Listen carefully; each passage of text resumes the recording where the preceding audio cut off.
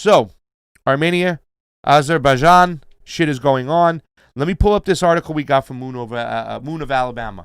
I almost said it right the first time. So if you didn't hear, fam, there has been a ceasefire that has gone on in Nagorno-Karabakh, but it's unlikely to hold. So let's read a lot of this article. This is one of the better articles I saw out there. I was reading a lot about it. Because if you start thinking about this conflict, and we've been talking about this too, Turkey is siding with Azerbaijan, you know what I'm saying? And then you have and they're assisting this country against Armenia, who, once again, you have the Armenian genocide and their long-standing, what's the word I'm looking for? I don't want to say war, but... Quagmire. Whatever it is, with Turkey and Armenia, their conflict, whatnot, they've been at each other's throats for a long, long time. And so let's read about this. This is the ceasefire in Nagorno-Karabakh is unlikely to hold. Armenia and Azerbaijan have agreed to a ceasefire in the Nagorno-Karabakh conflict. The war over Nagorno-Karabakh was already near a stalemate. While the attacking of Azerbaijan troops were able to gain a few uninhabited villages in southern lowlands, success elsewhere it was scarce. They compensated for that by using loitering ammunition from Israel and Turkey against badly camouflaged Armenian tanks and by shelling civilians in a place called Stepanakert, the capital of Nagorno-Karabakh. So we asked Mark Sobotta when he was on the show just about this paragraph right here. It's like, what is the end game for Azerbaijan? They want to get that land back. They want to get that territory back. Now remember, Azerbaijan is a much more richer country than Armenia. There's a lot of oil over there. So I think they thought with Turkey's help, they can just roll over this area and Armenia would pull out, get out of that region and give it back to them. That is not the case. Russia decided that it was the right time to intervene. After 3 weeks, another situation happened where you have thousands of civilians that are getting killed right here. So Russia decided it was a time right now. We have to do something before this gets out of hand. Yesterday, the foreign ministers of Armenia, Azerbaijan, and Russia met in Moscow. After 10 hours of talks, they agreed to a ceasefire. A ceasefire agreement in Nagorno-Karabakh starting at noon on October 10th has been reached, which is just a couple days ago. And after a trilateral consultations in Moscow between foreign ministers of Russia, Armenia, and Azerbaijan, the Russian foreign minister Sergei Lavrov said on Saturday, a ceasefire is declared beginning at noon with humanitarian aid of exchanging prisoners of war and other captured persons, as well as the exchange of bodies of victims, with the facilitation of the International Committee of the Red Cross and in line with its regulations. Lavrov stated early on Saturday, signing a joint statement signed by the foreign ministers of Armenia and Azerbaijan. Now listen, this is just a ceasefire. They're grabbing up troops. They're exchanging prisoners. They're giving more civilians time to leave, trying to tape it up. But a lot of people in the community, fam, in the foreign policy community, don't think it's going to last long. The details of the ceasefire will still have to be worked out. Both parties agreed to future negotiations should a ceasefire hold. The republics of Azerbaijan and Armenia, with the mediation, I almost said meditation, of the OSCE Minsk Group co-chairs, and based on the principles of the conflict settlements, begin practical negotiations with the main task of reaching the peace settlement as soon as possible. The statement from the Russian Foreign Ministry reads. Now, the interesting thing about this, fam, is that if you go down to the next kind of paragraph, there was a group that was left out of it. Turkey was left out of these talks. Right. Noticed. Erdogan was really, really pissed off. He wanted a seat at the table at Moscow. That's why he kind of facilitated this whole kind of malarkiness going on. And not for nothing, fam. We talk about Erdogan and his actions. It has been really outlandish and out of hand. What he did in Syria with jihadists, what he did in Yemen with jihadists. He has caused problems with both sides all over the place. He's stuck his nose in there just so he can get a seat at the table with Russia whenever he wants to, when he thinks he can sit down and get something done. So his way of working things with this kind of like neo-Ottoman Empire kind of mentality of, of expanding, Turkey's influence in that region, the way he goes about doing it, a lot of people die when he does it. Now he's been sending jihadists over there on a regular basis. We're going to get into that. But he was not invited to the table. It says Turkey's wannabe Sultan Erdogan is miffed about this. Today, he demanded a seat at the table. The Russians mediated a ceasefire with Azerbaijan and Armenia over the disputed Nagorno-Karabakh region cannot be considered a solution to the conflict, the Turkish Foreign Ministry has said, reaffirming its support from Baku. The suspension of hostilities in a contested region brokered in Moscow overnight is an important first step, but it will not replace a permanent solution, Ankara said on Saturday. Turkey will continue to stand by Azerbaijan on the battlefield and at the negotiation tables. The statement from the Turkish Foreign Ministry added. Was it a good idea? Should they have reached out to him to have a proper seat at the table? Do you think it would have done anything? Now, listen, I won't have the best answer on this. People like Mark Sloboda will be a little bit, more knowledgeable when it comes to this, but I think it's great. I think it's great. So you want to cause problems? I don't give a shit. It's not going to work. You're not getting a seat at a table. This is an ex-Russian country, and just because you support them, we sell them weapons too. We have a lot of deals with them. We're going to work out a deal with them in Armenia. It doesn't not concern you, in other words. It doesn't. But once again, Erdogan is always trying to stick his nose in there. You know how many people died in Syria because of Erdogan? I mean, it's ridiculous what he did. And the jihadists, just sending the jihadists. Well, that's our ally, though. Yeah. Well, Max Blumenthal put this tweet up here because I want to understand a little bit of a history of this region and whatnot and stuff. Because let's start off with Murad Gazdiev's tweet there. It says 119 Syrian mercenaries have been killed fighting in Azerbaijan. 78 bodies have been returned to Syria. The Syrian Observatory of Human Rights says. SOHR adds that 1,450 Islamist fighters have been transported to Azerbaijan since the conflict began, and another 400 are on the way. So we're talking about 2,000 mercenaries, jihadists, being sent by Erdogan to the front lines of Armenia right now.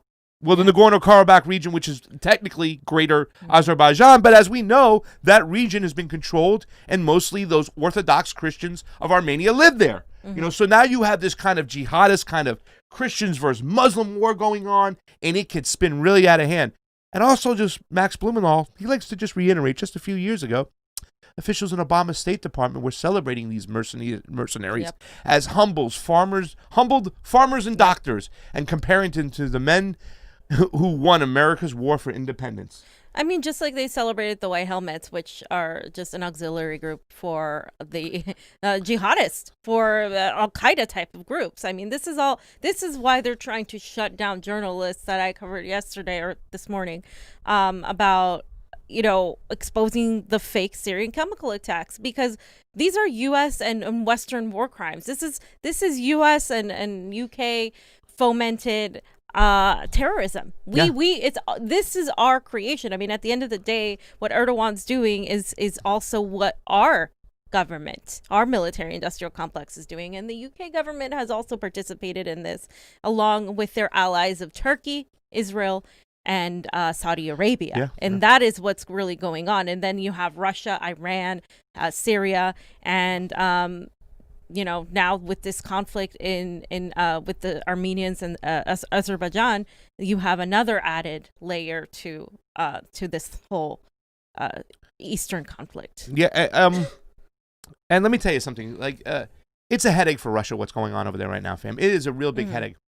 And a lot of times, we've heard Donald Trump talk about NATO needs to pay their fair share. This is ridiculous. We're not going to pick up the bill. But, if NATO still exists, you can use your power within NATO to say, hey, Turkey, Erdogan, Statazi, shut up, sit down, don't get involved. But you don't do that. You don't see that happening. Well, because he's surrounded by neocons. Exactly, and all the Pompeos and all these other people. If it's a conflict that Russia it's a headache for Russia geopolitically, that's good for America. So therefore, we don't care if lives are being killed. Even though we have a lot of Armenian brethren here in Los Angeles, somebody should have been calling for a ceasefire right away. And Erdogan up to his tricks again. And not to just mention that, that whole comment that Max Blumenthal put up there is what Tulsi Gabbard went after Obama for. And she was criticized for it and stuff like that, saying, how dare you downplay these jihadists as just farmers and no. Yeah. These are serious jihads that when they get into these little towns and these states, when you talk about Idlib, I was talking about this with Howard Gold. Once you get these jihads get into a town, it's done.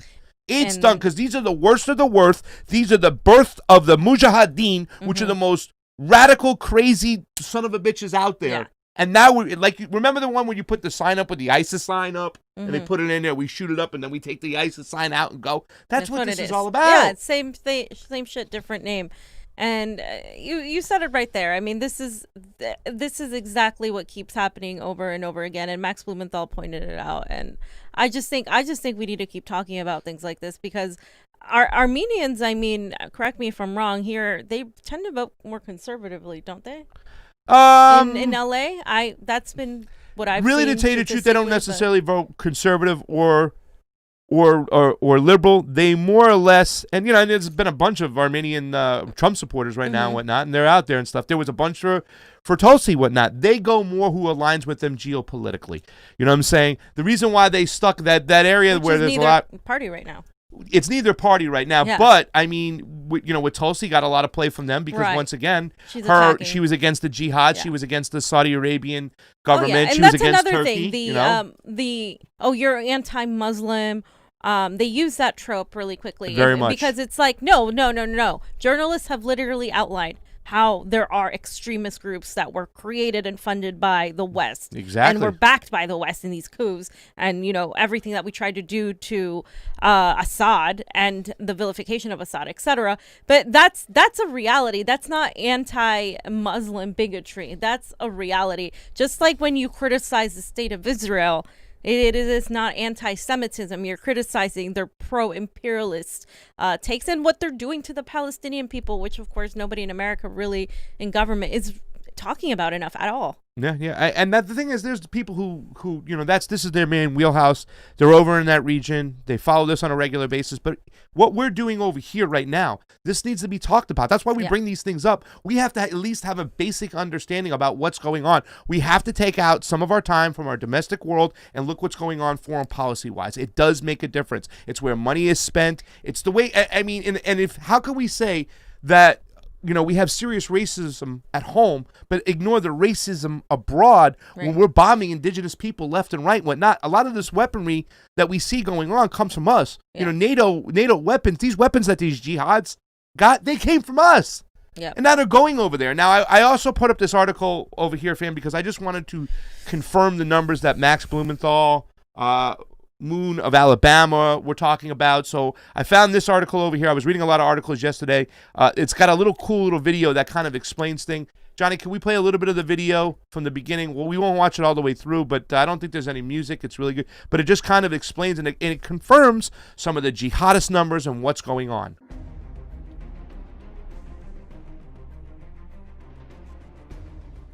As of October 13th, clashes between Armenian and Azerbaijani forces continue in the southern part of the contested Nagorno-Karabakh region, while on other parts of the front line, Baku and Yerevan limited their military activity to exchange of artillery and aerial strikes. The humanitarian ceasefire signed by the sides in Moscow formally remains in force, but the terms of the ceasefire are not fulfilled by both sides. The main point of instability is the town of Hardut, which Azerbaijani President Ilham Aliyev announced to have been liberated from Armenian occupants. However, Armenian forces apparently forgot to read his tweet and withdraw from the area. So now the Azerbaijani leader is forced to explain what's going on. On October 12th, he stated that a large group of Armenian special forces attacked the town to make a few selfies for Armenian propaganda, but the attack was repelled. Although from a strategic point of view, it does not matter so much for Armenia. They just take such a step to go there and take a selfie or report to their population. The Azerbaijani army neutralized this large group, Aliyev stressed. The Armenian military says that the town is still in the hands of its forces and that it has successfully repelled another Azerbaijani attack there. Turkey has been openly threatening Armenia with a joint Turkish-Azerbaijani advance if it does not surrender the contested Nagorno-Karabakh region to Azerbaijan. Meanwhile, Turkish Defense Minister Hulusi Akar said that Baku cannot wait for justice for another 30 years, claiming that Turkey is ready to support the fair position of the Azerbaijani side. According to Akar, if the conflict in Nagorno-Karabakh is not resolved in the near future, then the next step will be the Azerbaijani-Turkish movement aimed at returning their land. Sources affiliated with Turkish-backed militant groups in Syria say that Ankara has been preparing for a new deployment of militant groups members to Azerbaijan to support its war with Armenia. If the numbers of 1,500 to 2,000 fresh militants that are set to come to Azerbaijan are confirmed, this will not only make the estimated number of Turkish proxies deployed there from 4,000 to 6,000, but also confirm that Ankara is set to use this influence to motivate Azerbaijan to opt for the scenario of a further escalation. Likely, the Turkish leadership seems that the war in Karabakh is an important turning point, which, in the event of military success, will turn into the leading power in the Southern Caucasus and give additional momentum to its geopolitical expansion. It will also boost the popularity of Recep Tayyip Erdogan, that positions himself as the leader of the Turkic world and a de facto sultan of his own Neo-Ottoman Empire. There you go. According to the Armenian side, the Turkish I just want to military get to that is point where we already kind of talk to them about the Neo-Ottoman Empire, what it's trying to going on, Yeah. the geopolitics of this whole situation. Once again, we've talked about Turkey and how much problems they've caused in this region with Syria, kind of fencing off with Greece now. And what he's trying to do, he's trying to make a move where, he's moving against Orthodox Christians for other Muslims that he's supporting.